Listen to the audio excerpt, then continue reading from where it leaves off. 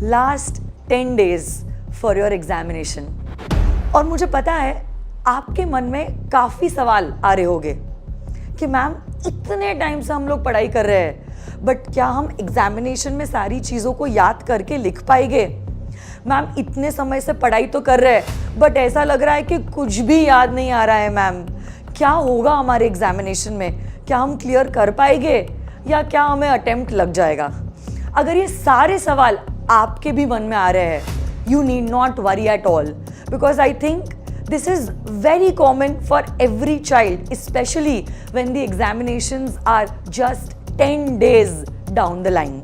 It's very natural to be anxious, but right now what is more important is that you really need to plan these coming 10 days, क्योंकि ये आने वाले 10 दिन आपके life के बहुत क्रूशल डेज है। तो इसी के लिए मैं सीए अंकिता पटनी आप लोगों के सामने आई हूँ। ये 10 दिन की strategy and a little bit of motivation is exactly the thing that is required to you all right now. तो सबसे पहली बात तो आप लोगों को आने वाले 10 दिनों को बहुत अच्छे से प्लान करना है। You need to prepare a schedule, और इस शेड्यूल में काफ़ी डिटेल में आपको प्लान करना है कौन सा सब्जेक्ट आपको कब पढ़ना है और कितने घंटे आपको इंडिविजुअली टॉपिक्स को देने हैं। Because you know that if you are failing to plan, you are actually planning to fail. Secondly my dear friends, जब आप आपका ये शेड्यूल बना रहे हो, मेक इट श्योर आप आपकी नींद को, आपकी स्लीप को 6 घंटों से ज़्यादा नहीं दे रहे हो।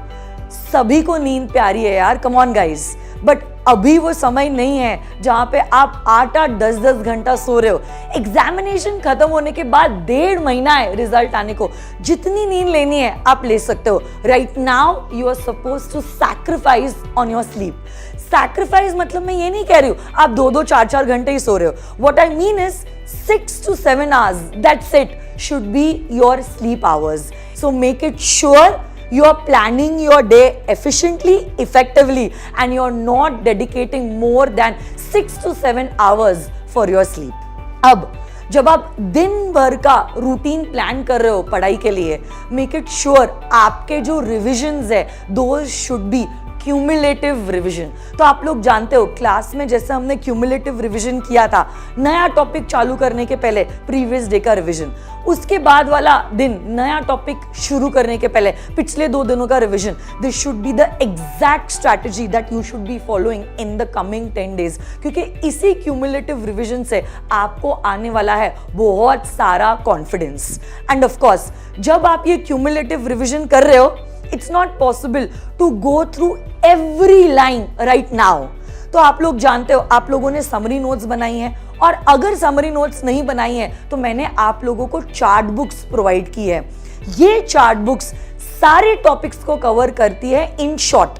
सो बेसिकली अभी अगर आप क्यूमुलेटिव रिवीजन कर रहे हो, this cumulative revision should be done through the marathon lectures which were conducted recently through the chart book.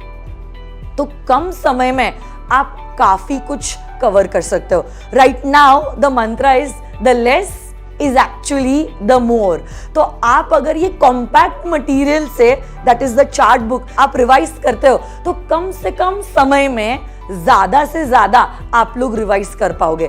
Right now is not the time to find new material, new books, new videos, new lectures, क्योंकि unnecessarily आप आपके life को complicate करोगे और नई चीज़ों को देखकर और सुन के आप बहुत ज़्यादा स्ट्रेसफुल हो जाओगे। तो उसके वजह से जितना आपने कुछ किया भी है ना, that's not going to be fruitful. So right now is the time to concentrate on whatever you have actually invested in. Okay, next thing that you really need to keep in mind is that you're supposed to solve the last 5 papers. ये कम से कम की मैं बात कर रही हूँ। अगर आप 10 पेपर सॉल्व कर सकते हो आने वाले 10 दिनों में तो फिर तो क्या बात है, it's like nothing like it. But if not 10, I think you should at least be solving 5 papers, the past examination papers. और जब आप ये 5 पेपर्स सॉल्व कर रहे हो, घड़ी के कांटे के हिसाब से 2 बजे आपने पेपर शुरू करना है और 5 o'clock you're supposed to wind up the paper. In fact, you should be targeting कि 2 hours 45 minutes में ही आपका पेपर कंप्लीट हो जाए, क्योंकि last 15 minutes should be for self reviewing your paper and underlining all the key words that will really impress the examiner. Okay. Along with that, देखो आप लोगों को आपके अटेम्प्ट की जो RTP है, द रिविजन टेस्ट पेपर्स, वो भी देख के जाना है और अमेंडमेंट के लेक्चर्स भी आपको देख के जाने हैं. RTP के सेशंस हमने ऑलरेडी यूट्यूब पे कंडक्ट कर दिए है, अमेंडमेंट भी हमारा ऑलरेडी कवर हो चुका है. सो मेक इट श्योर आप सारे अमेंडमेंट्स और RTP देख के जा रहे हो before you are going for the final examination.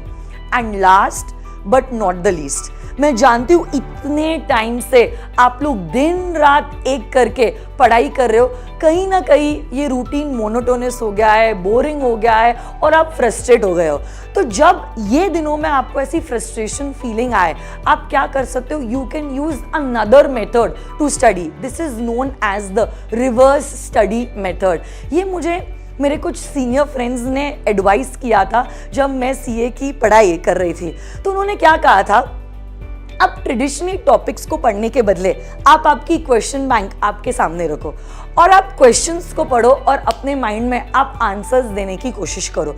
अगर आपको आंसर देने आ रहा है तो फिर तो क्या बात है, आप अगले क्वेश्चन की ओर बढ़िए. बट अगर आपको लग रहा है कि नहीं ये क्वेश्चन में मैं थोड़ा सा अटक रही हूँ, ये क्वेश्चन का जवाब मेरे को देने ही नहीं आ रहा है, तो आप क्वेश्चन से थियोरी पे जाइए. So this is the reverse study method. थोड़ा सा एक चेंज हो जाता है, वो मोनोटोनस रूटीन को ब्रेक मिल जाता है और साथ ही साथ क्या हो जाता है, कौन से टॉपिक्स पे इंस्टीट्यूट सवाल कैसे पूछती है इसका भी आपको आइडिया आ जाता है. तो ये 4-5 चीज़ें हैं जो मैं चाहती हूँ आप आने वाले 10 दिनों में इनका ध्यान रखें और इसी अप्रोच से आप पढ़ाई कीजिए. So I am sure you will rock it. अब अगर यहाँ तक आपने वीडियो देखा है तो ये तो बात एकदम पक्की है that you are really very serious about your studies and your attempt and you really want to crack this examination. Okay, so you just need to follow these tips that I am giving you right now and I'm 100% sure you can do it and you will do it. Thank you so much. God bless you. All the best. Bye-bye.